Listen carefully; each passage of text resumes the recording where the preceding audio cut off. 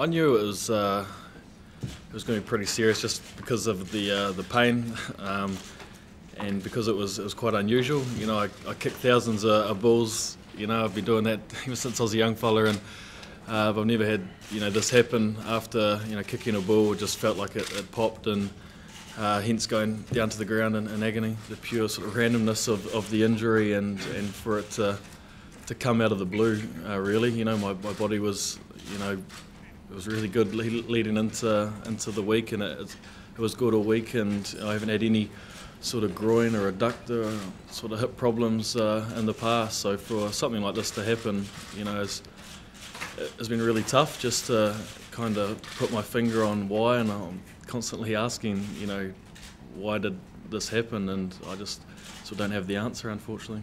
I normally kick, good sort of 15, 20 balls at captain's run, but I was only having 4 this time around, and it was my 4th kick, and I honestly didn't know what happened, to be honest, and I was in a bit of pain, and yeah, it's just really unfortunate. Our job now is to get on and win this World Cup. And we're in a quarter-final on Saturday, and that's where our focus is. What the team needs to do and what Colin Slade needs to do, Colin first of all needs to understand that he's Colin Slade. He doesn't have to be Dan Carter. He just needs to be Colin Slade.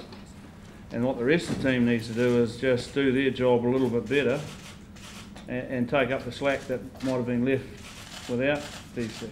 Through my losses, it has given him an opportunity which he should be excited about, so just encouraging him to make the most of this opportunity and enjoy it. Looking back on probably what's one of the most craziest days of my life, to be named All Black captain, something very special, and then to have that taken away, from you through an injury, and later to find out that my dream of being involved in a World Cup was now over. So it has been pretty tough couple of days, but like I've already talked about, I just got to do what I can and think positively.